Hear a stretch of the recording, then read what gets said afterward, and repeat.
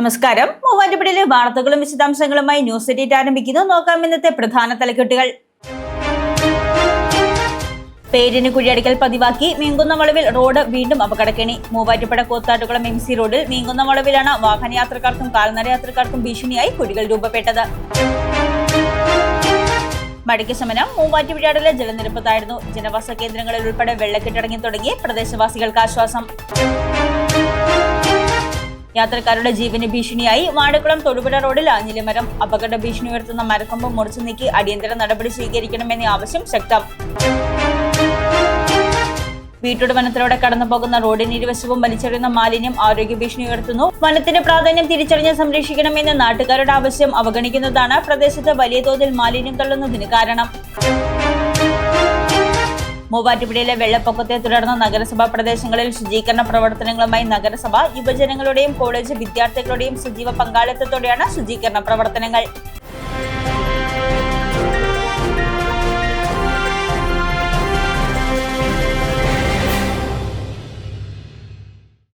വാർത്തകൾ വിശദമായി. പേരിന് കുഴിയടിക്കൽ പതിവാക്കിയതോടെ മീങ്കുന്നം വളവിൽ റോഡ് വീണ്ടും അപകടക്കെണിയാകുന്നു. മൂവാറ്റുപുഴ കൂത്താട്ടുകുളം MC റോഡിൽ മീങ്കുന്നം വളവിലാണ് വാഹനയാത്രക്കാർക്കും കാൽനടയാത്രക്കാർക്കും ഭീഷണിയായി വീണ്ടും കുഴികൾ രൂപപ്പെട്ടത്. മൂവാറ്റുപുഴ കൂത്താട്ടുകുളം MC റോഡിൽ മീങ്കുന്നം വളവിൽ രൂപപ്പെട്ട അപകട കുഴികൾ വീണ്ടും യാത്രക്കാരുടെ ജീവന് ഭീഷണിയാകുന്നു. മീങ്കുന്നം സെന്റ് ജോസഫ് പള്ളിക്കും സമീപത്തെ വെള്ളച്ചാട്ടത്തിനും മുൻവശത്തുള്ള കുത്തനെയുള്ള വളവിലാണ് റോഡിന്റെ നടുവിലായി വൻ കുഴികൾ വീണ്ടും പ്രത്യക്ഷപ്പെട്ടിരിക്കുന്നത്.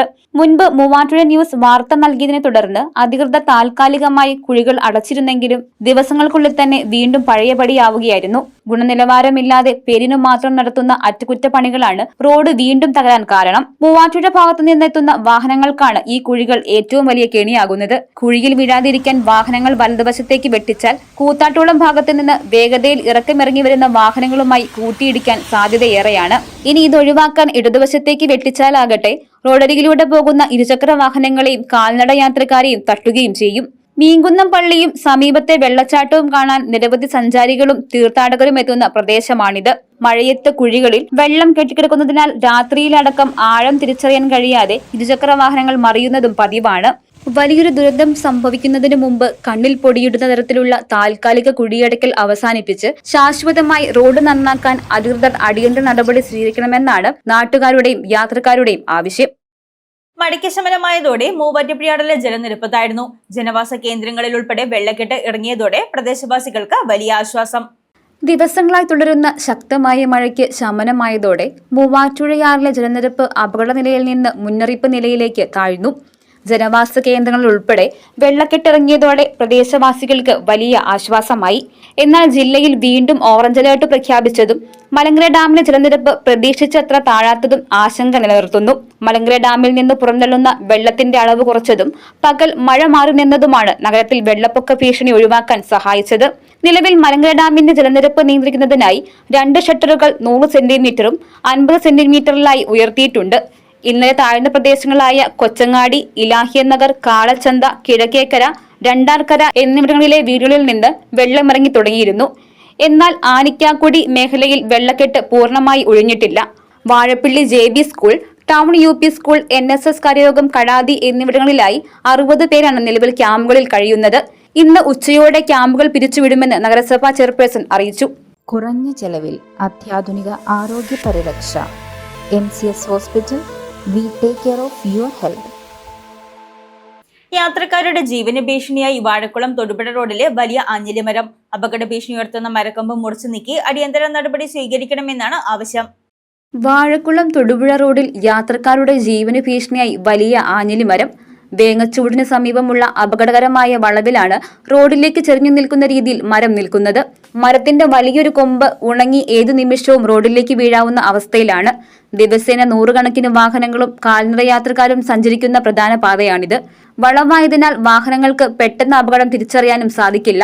ശക്തമായ മഴയോ കാറ്റോ ഉള്ള സമയങ്ങളിൽ വലിയ ഭീതിയോടെയാണ് സമീപവാസികളും യാത്രക്കാരും റോഡിലൂടെ കടന്നുപോകുന്നത്. ബന്ധപ്പെട്ട അധികൃതർ ഇടപെട്ട് അപകട ഭീഷണി ഉയർത്തുന്ന മരക്കൊമ്പ് മുറിച്ചു മാറ്റുകയോ മരം മുറിച്ചു നീക്കുകയോ ചെയ്ത് അടിയന്തര നടപടി സ്വീകരിക്കണമെന്നാണ് നാട്ടുകാരുടെയും യാത്രക്കാരുടെയും ആവശ്യം. വീട്ടുട വനത്തിലൂടെ കടന്നുപോകുന്ന റോഡിന് ഇരുവശവും വലിച്ചെറിയുന്ന മാലിന്യം ആരോഗ്യ ഭീഷണി ഉയർത്തുന്നു. വനത്തിന്റെ പ്രാധാന്യം തിരിച്ചറിഞ്ഞ് സംരക്ഷിക്കണമെന്ന് നാട്ടുകാരുടെ ആവശ്യം അവഗണിക്കുന്നതാണ് പ്രദേശത്ത് വലിയ തോതിൽ മാലിന്യം തള്ളുന്നതിന് കാരണം. മൂവാറ്റുപുഴ നഗരത്തിന് സമീപം നാടിന് കുളിർമയായി വീട്ടൂർ വനത്തിന് നടുവിലൂടെ പോകുന്ന റോഡിന് ഇരുവശവും മാലിന്യം നിക്ഷേപിക്കുന്നത് ആരോഗ്യ ഭീഷണി ഉയർത്തുന്നു. മൂവാറ്റുപുഴ പട്ടിമറ്റം കാക്കനാട് റോഡ് കടന്നു പോകുന്നത് ഈ വനത്തിലൂടെയാണ്. വനത്തിന്റെ പ്രാധാന്യം തിരിച്ചറിഞ്ഞ് സംരക്ഷിക്കണമെന്ന നാട്ടുകാരുടെ ആവശ്യം ജനപ്രതിനിധികൾ അവഗണിക്കുന്നതിനാലാണ് ഇവിടെ വലിയ തോതിൽ മാലിന്യം തള്ളുന്നത്. മധ്യ കേരളത്തിലെ വിവിധ ഫോറസ്റ്റ് റേഞ്ചുകളിൽ നിന്ന് എത്തുന്ന തടികൾ ഇവിടെയാണ് ലേലം ചെയ്യുന്നത്. ഒപ്പം തേക്ക് പ്ലാന്റേഷനും സോഷ്യൽ ഫോറസ്ട്രിയുടെ പ്ലാന്റേഷനുമുണ്ട്. റോഡിന്റെ ഇരുവശവും വനമുള്ള ഭാഗത്ത് പോലീസിന്റെ ബോർഡ് വെച്ച ക്യാമറയുമുണ്ട്. അതിന്റെ മൂക്കിൻ തുമ്പത്താണ് മാലിന്യം നിക്ഷേപിക്കുന്നത്. വിവിധ തരം മാലിന്യങ്ങൾ ചാക്കിലും പ്ലാസ്റ്റിക് കവറുകളിലും ഇട്ടത് പക്ഷികളും നായകളും കൊത്തിപ്പറിച്ചിട്ടിരിക്കുന്നത് കനത്ത മഴയിൽ റോഡിലൂടെ ഒഴുകി നടക്കുന്ന കാഴ്ചയുമാകുന്നു. ഇതിനെതിരെ അധികൃതർ നടപടിയെടുത്തില്ലെങ്കിൽ ആരോഗ്യ പ്രശ്നങ്ങൾ ഉണ്ടാകാൻ സാധ്യതയേറെയാണ്. മൂവാറ്റുപുഴയിലെ വെള്ളപ്പൊക്കത്തെ തുടർന്ന് നഗരസഭാ പ്രദേശങ്ങളിൽ ശുചീകരണ പ്രവർത്തനങ്ങളുമായി നഗരസഭ. യുവജനങ്ങളുടെയും കോളേജ് വിദ്യാർത്ഥികളുടെയും സജീവ പങ്കാളിത്തത്തോടെയാണ് ശുചീകരണ പ്രവർത്തനങ്ങൾ നടത്തുന്നത്. മൂവാറ്റുപുഴയിലെ ജലനിരപ്പ് താഴ്ന്നു തുടങ്ങിയതിനെ തുടർന്ന് മൂവാറ്റുപുഴ നഗരസഭാ പ്രദേശങ്ങളിൽ അടിഞ്ഞുകൂടിയ മാലിന്യങ്ങളും ചെളിയും നീക്കം ചെയ്യാൻ സമഗ്രമായ ശുചീകരണ പ്രവർത്തനങ്ങളുമായി നഗരസഭ. വെള്ളപ്പൊക്കത്തിന് ശേഷമുള്ള ശുചീകരണ പ്രവർത്തനങ്ങൾക്കായി നഗരസഭയുടെ കീഴിൽ പ്രത്യേക സ്ക്വാഡുകൾ രൂപീകരിച്ചു. യുവജനങ്ങളുടെയും കോളേജ് വിദ്യാർത്ഥികളുടെയും സജീവ പങ്കാളിത്തത്തോടെയാണ് ശുചീകരണ പ്രവർത്തനങ്ങൾ പുരോഗമിക്കുന്നത്.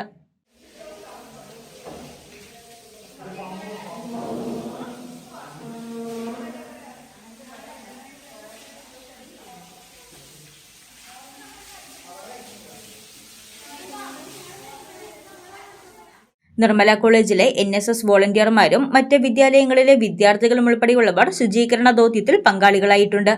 വലിയ തോതിൽ വെള്ളവും ചെളിയും കയറിയ ഹോമിയോ ആശുപത്രി ഉൾപ്പെടെയുള്ള പൊതുസ്ഥാപനങ്ങളിലും പ്രളയബാധിത പ്രദേശങ്ങളിലും വിദ്യാർത്ഥികളും വോളണ്ടിയർമാരും ചേർന്ന് ശുചീകരണം നടത്തി. 2 തവണ വെള്ളം കയറിയതിനെ തുടർന്ന് പാമ്പുകൾ ഉൾപ്പെടെയുള്ള ജീവികളുടെ സാന്നിധ്യമുള്ള സാഹചര്യം അതിജീവിച്ചാണ് ശുചീകരണ പ്രവർത്തനങ്ങൾ പുരോഗമിക്കുന്നതെന്ന് നഗരസഭാ ചെയർപേഴ്സൺ ജോയ്സ് മേരി ആന്റണി പറഞ്ഞു. ആളുകളൊക്കെ വെള്ളം ഇറങ്ങിയതിന്റെ ഒരു സന്തോഷത്തിലാണ് മൂവാറ്റുപുഴയിലുള്ള ഓരോ ആളുകളും.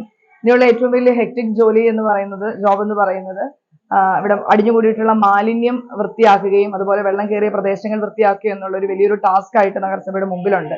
പക്ഷെ ഏറെ കണ്ട് അഭിനന്ദിക്കേണ്ടത് ഇന്നത്തെ യുവതലമുറയാണ്.